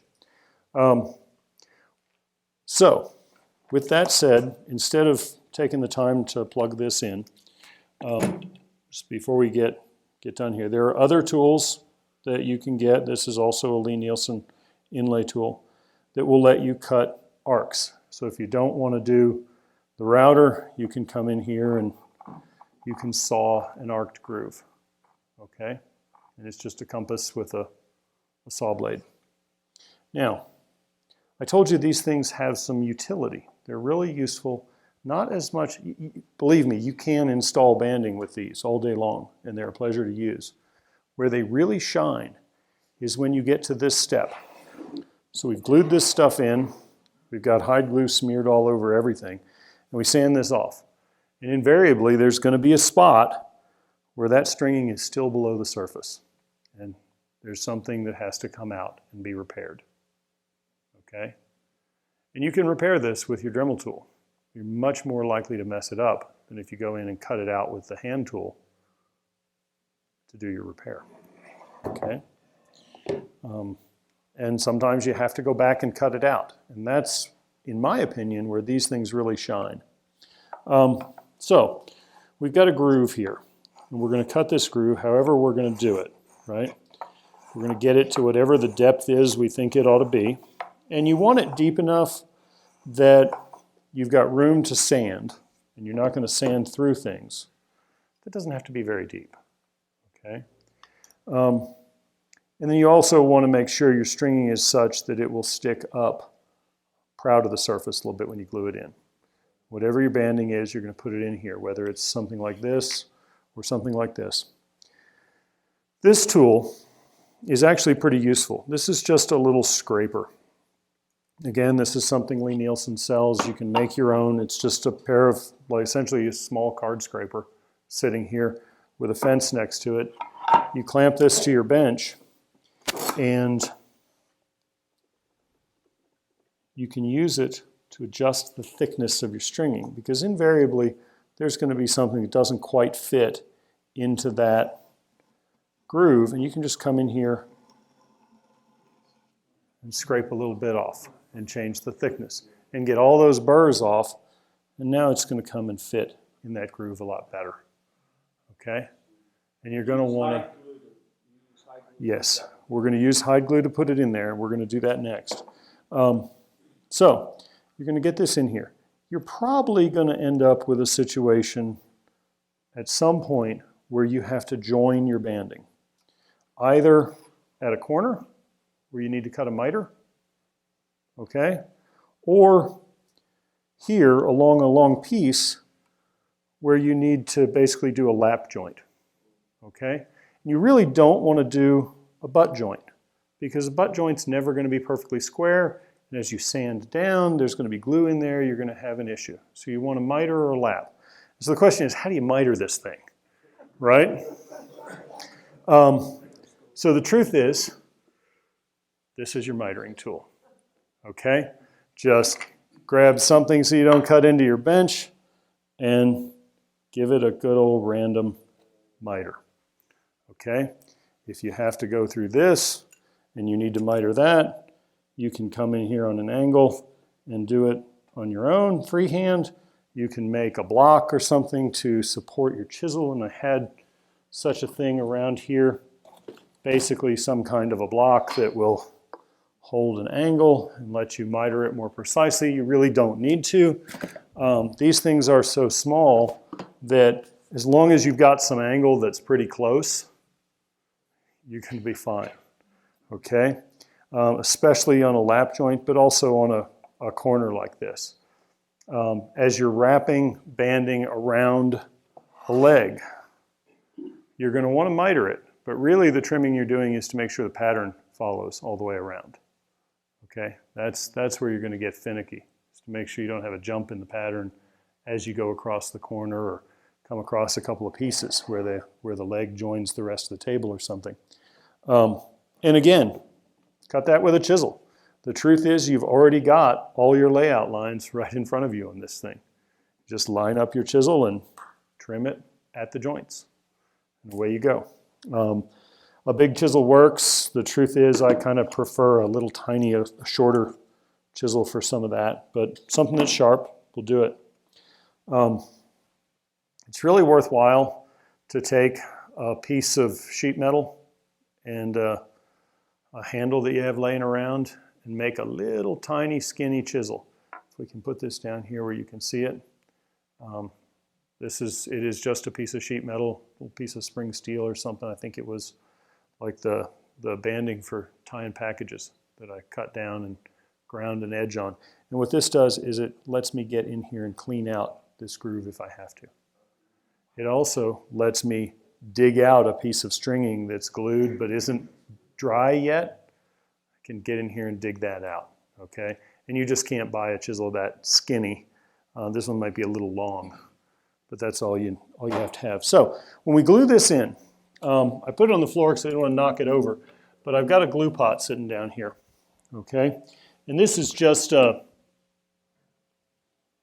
it's a hold heat automatic glue pot. It's just a little heater, and it has a copper liner that goes in it, and this is full of water. And what I have in it, it's convenient to have the liner because then you can pick it out of the glue pot. I have a jelly jar with hide glue in it. Okay, does anybody use hide glue? Very good. Okay, so hot hide glue is the glue of choice for gluing in your stringing and for actually gluing something like this in. You've built everything, you're banding and things with tight bond, so it's waterproof. Hot hide glue is not waterproof, which is a significant advantage because when you glue these things in, if you ever need to take them out, you can come in with a little bit of water or water vinegar mixture, about 20% vinegar, put it on here, let it sit for a few minutes. If it's warm, it'll soften that glue and you can lift it out much more easily. Gives you an opportunity to recover. And when you're this far into something, right, you've got multiple pieces of banding, you've got multiple steps on the bellflowers and this thing, and you mess up the last thing, you want to be able to cut this out and recover, or at least give yourself a chance of recovering. And the hide glue does that for you because you can remove it. The other thing the hide glue does is it lets you make a mess. because the hide glue will not impact the finish of this piece once you've sanded it. Just happens to be one of the properties of hide glue. You're not going to see a bunch of stains all over this as you would if you used Tite Bond 3. If you did this with Tite Bond 3, sand this away, you're going to sand through every piece of inlay here before you can finish it without seeing the glue stains. Okay? With the hide glue, sand that dude off, you're ready to finish it. And you're never going to see that glue was slopped all over it. In part because it stays on top, in part because it is hide glue. It's just kind of the nature of the beast. I don't know exactly why, but I've done it a number of times, and you know, this was sloppier than that, and here it is. It's not gonna. Say again. This is shellac, shellac and varnish over this. It's going to clean up well, so it's going to let you recover. Working with hide glue is about as easy as it can be. I had what looked like a pencil sitting around here somewhere, but this will work. We're not going to mess up a pencil. I'll use this. We want to put this in. We've got our glue. It's been cooking for a little while. Stir it up. It's a reasonable consistency. It's warm. Put a piece of stringing in here. We can just come down here with something that will lift the glue out of the pot. Again, like just a dowel sharpened like a piece of pencil is great. And you can just dribble it into your groove. Get a little more in here.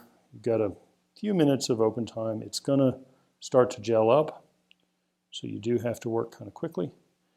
And you can just slide that piece in. And what I like to do once I have it kind of started is I like to take the back of a chisel or a screwdriver or something and push it down. Okay? And it's in there. The glue, because it's a water-based glue, is going to swell things a little bit. It's going to make it get pretty tight. So you always want to kind of fit it check your fit before you put it in. If you're working up to a corner, check the fit on the corner. As you come around, deal with that. This will gel pretty quickly as it cools, and within a few hours it'll be completely hard. You'll be able to sand it off, but in a few minutes we can come in and trim this, and we've got our stringing in there. So the other thing you do with hide glue, I like to do, I put it in a jar instead of in the pot. That way I can take this and put it in the fridge. And it'll keep a lot longer. You just got to label it. It's not jelly. Okay? It's not jelly, right? So, yeah. I'm in the process of trying to learn this, and that the little hide glue pot that he's talking about, that one, if I remember correctly, runs about $85. It may, yeah. My wife It wouldn't surprise me. crock pot, Yep. brand, same size, Mm-hmm. and I think she told me 10. Yeah. Little bitty. And the little bitty crock pots work really nicely. Yeah. It's the same thing. They work very nicely. Okay. So the next trick is, how do we put in our cuff banding that's coming along the edge? If you're coming along an edge like this, where you can use a tool like this and a larger router bit, clean it out, that works. But here, you have a different problem. You need to get a groove in here, and you need to get it in repeatably. It needs to be perpendicular, it needs to be in the right place, it needs to not be too deep, because if it's deeper than your banding, guess what? You're going to have to put something, you might have to put 2 pieces of banding in there to shim it up. I find, honestly, the easiest way to do this is with a Japanese saw. And great way to protect a Japanese saw, by the way. Any saw. Just a good crosscut saw. And you can put this in. The trick is you've got to get it marked properly. And a marking knife is the way to go for something like this, because you really want it marked exactly and precisely. So you come in here, mark your sides, okay? We can hold that in place, hopefully, and mark the other side, right? I'm going to cut all the way across, right? So now I know where this is. I can come in and mark this thing and get that hopefully in the right place. We'll see if I get it. But I get 2 marks there that I can then follow with my saw. And if I'm careful, I can just cut the sides to get that started. And I don't need to go very deep. In fact, I might even want to put a piece of tape or something on the saw to guide how deep I'm going to go. And again, this is a little finicky. You want to practice it a little bit. You could always take a block, clamp it in place, and use it to guide your saw. Okay? That's not cheating. There's nothing wrong with that. You're just trying to get a little bit of a groove there. And then you come back with something, either your Dremel tool or a chisel or something that's sharp. The router plane will do it, the rabbet plane will do it. And you clean that out. And you're ready to put your banding in. You can do this on your table saw if you want.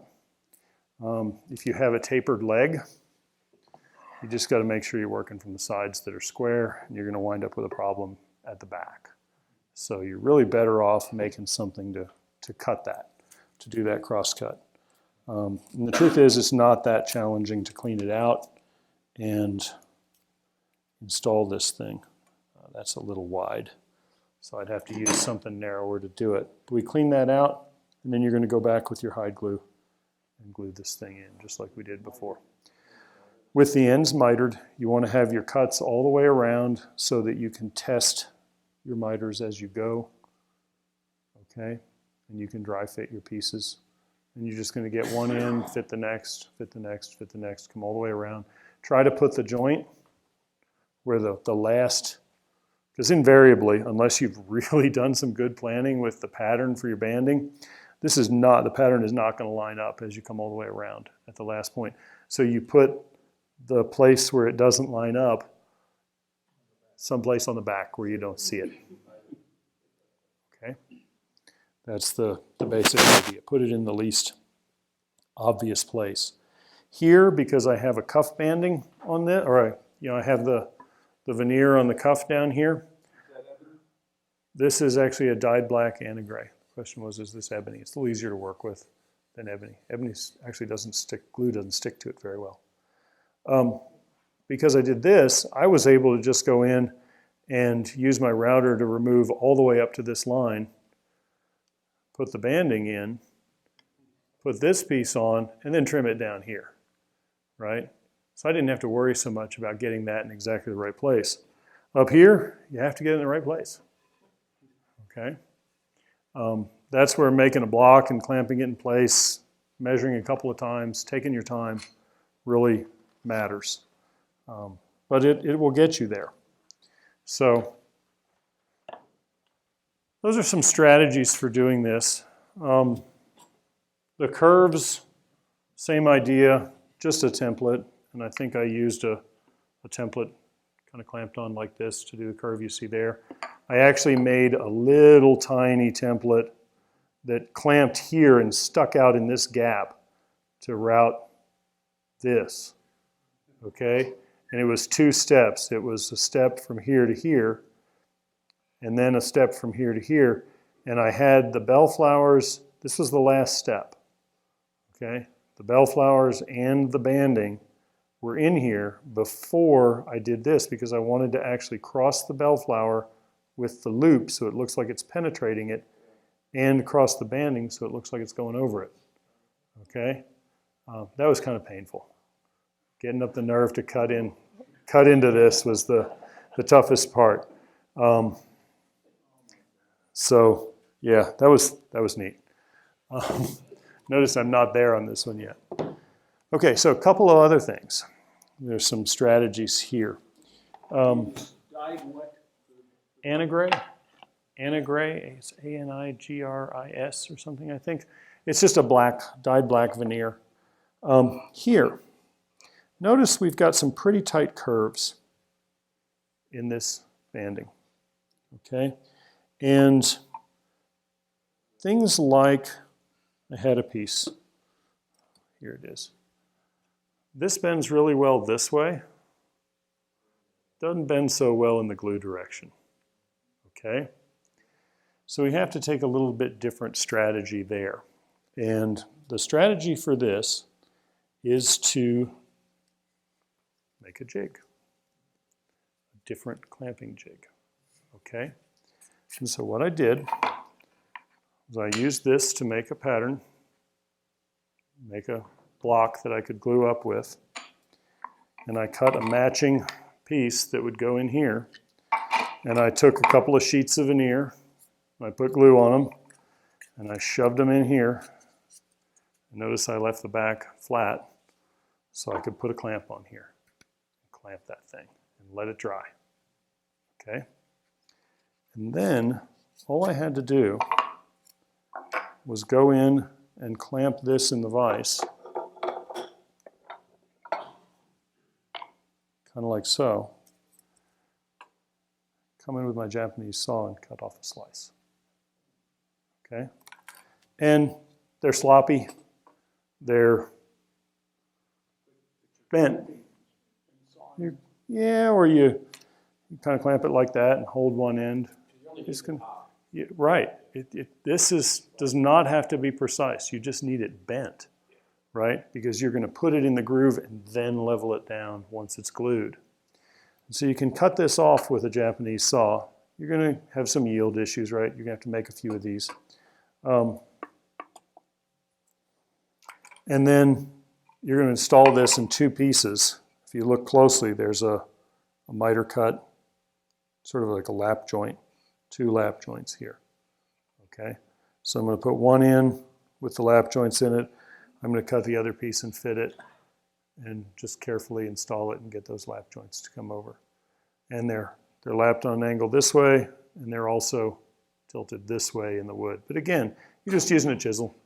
So Purposely didn't put it on the top and the bottom. I purposely did not put it on the top and the bottom because it's easier to bend this around in the long part of the oval, okay? I used the same strategy for these corners, okay? And again, I had a piece of veneer that was bent in a mold that I then sliced up, okay? So, you know, this actually ends up looking decent once you slice pieces out of it. It looks awful when it comes out of your mold.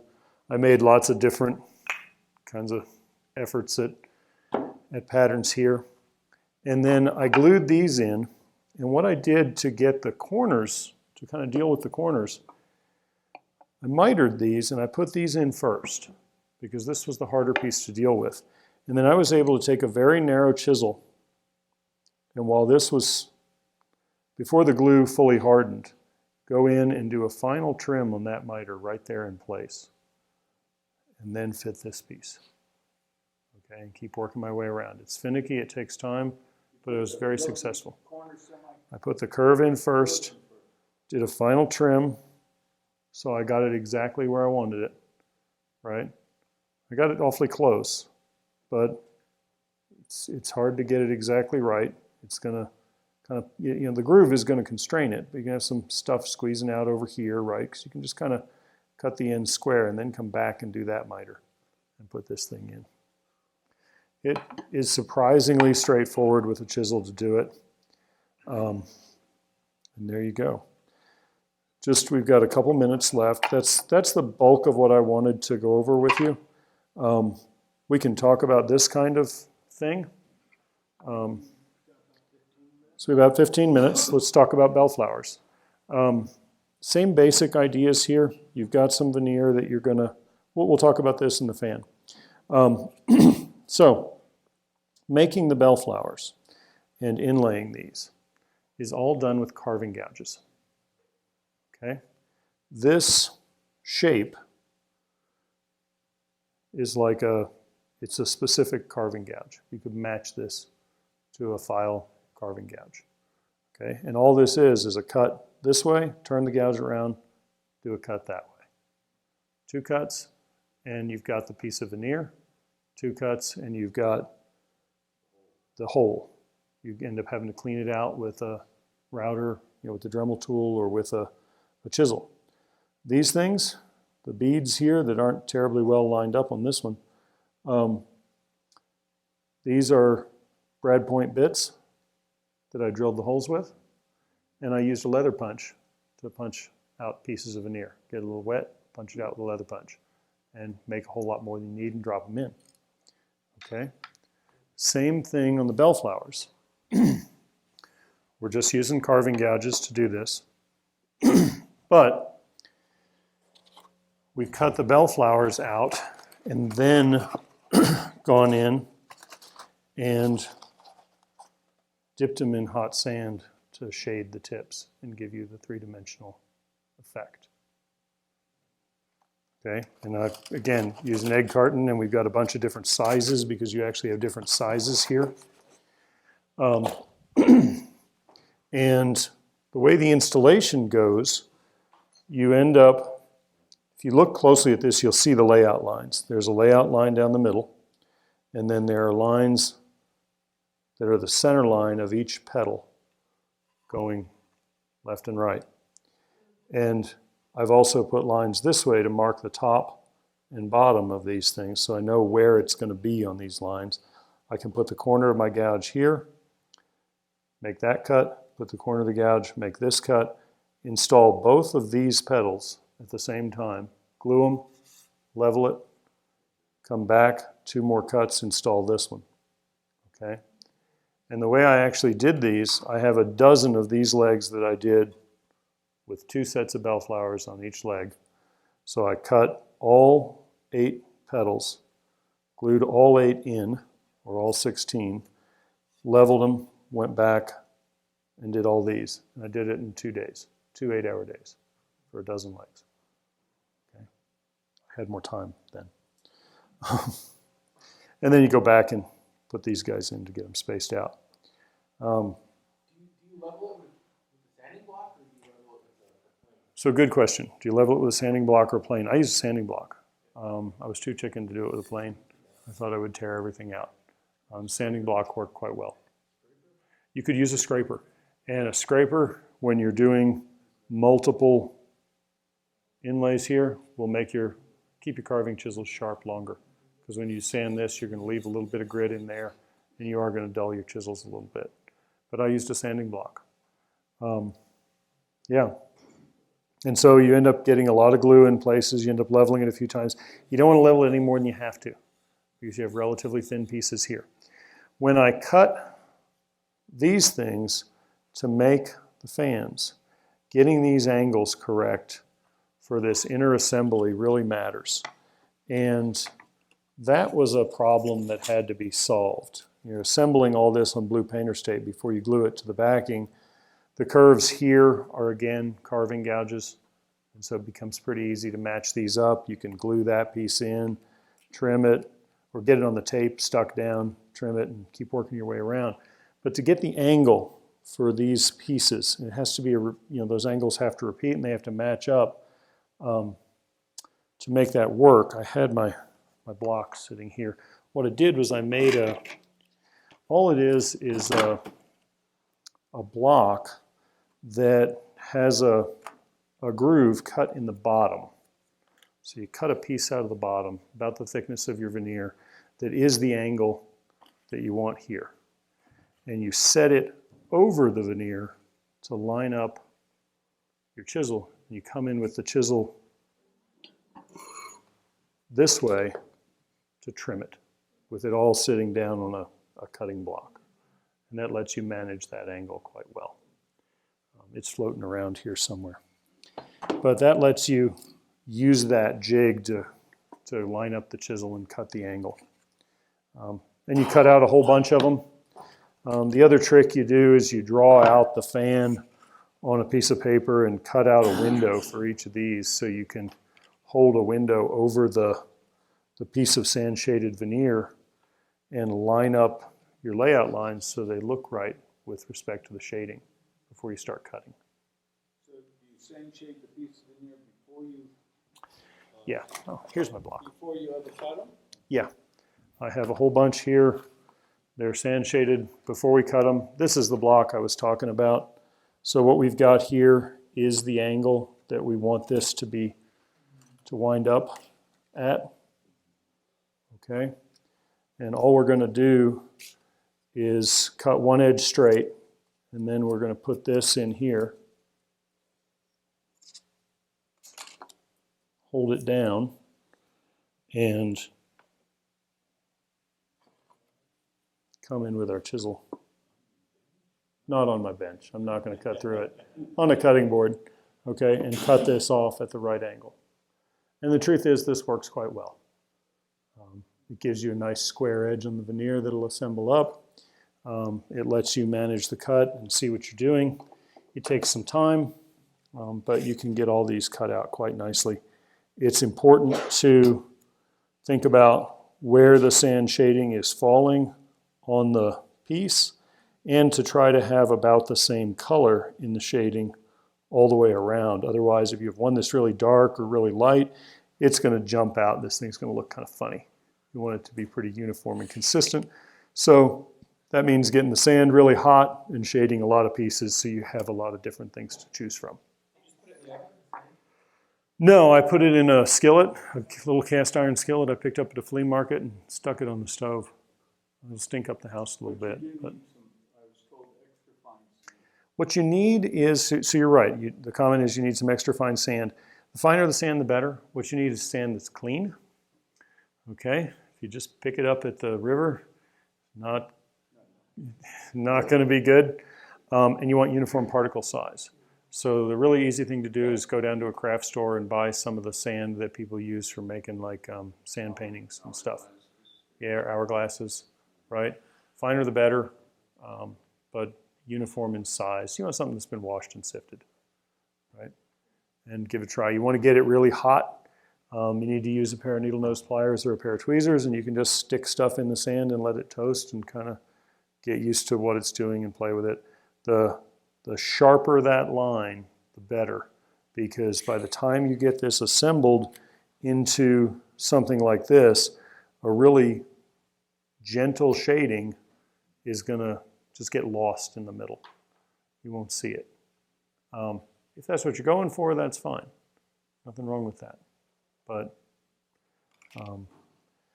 so you shade these and then cut them out. For these guys, you cut them out and then shade them, okay? Because you can dip these in the sand individually. They'll shade really fast.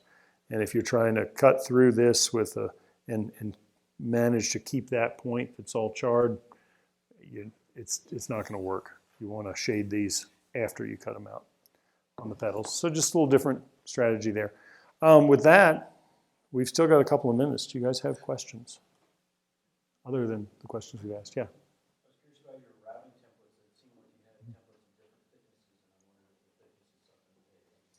So the question is the thickness something to pay attention to on the template? The answer is yes and no. You want it thick enough that you can ride the edge of your router bit, okay? If you're routing with respect to the template. You can easily get it too thick because you just don't have that much shank to stick out here. Other than that, it really was I had a board that was close. It would work. It's what was sitting around the shop and I could build a template out of that was close enough in thickness I didn't have to go back and run it through the planer. So that's why I've got some variation. They can easily get too thick. They can easily be too thin. And so you wouldn't have the ability to ride that edge. So you do have to size them for what you're doing. But other than that, there's nothing more particular about them. Yeah. Seeing that you're using Type Bond 3 in that wood, if you want to bend something, could you steam it? So that's a good question. Could you steam it to bend it? I haven't tried. It's probably worth trying. You probably could. I would give it a try. I did once see Steve Latta. Tea kettle, if you got a little piece right over top of it. Yeah. It's coming out. Yeah, and you might be able to. I saw Steve Latta present on how to bend a banding in this direction that was complex, okay? And that's difficult. And what you have to do, or what he did, I have not tried it myself, but he built up the pack minus the outer layers. Bent it in place, glued it, bent it over a form, and then glued that outer layer on.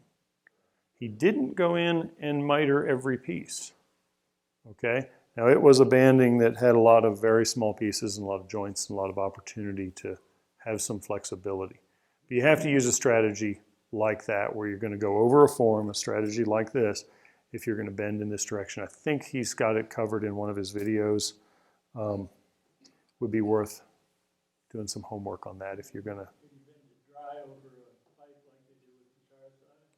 So it's a good question. I don't know. I don't think you would successfully bend something like this in this direction dry. I think you have to do it during the assembly process. Okay. The other way to deal with that is not design that feature into your furniture. Okay? Avoid that, right? But it can be done. It can be done is the point. And there are ways to get there. So you just have to take these ideas and decide when you're going to intercept the process and change something. Other questions? What kind of drug do you take to give yourself more patience? Yeah, that's a good question. I don't have any answers for you.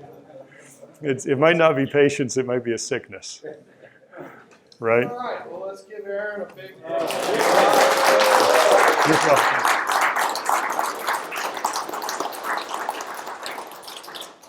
Our next meeting, we'll be back at our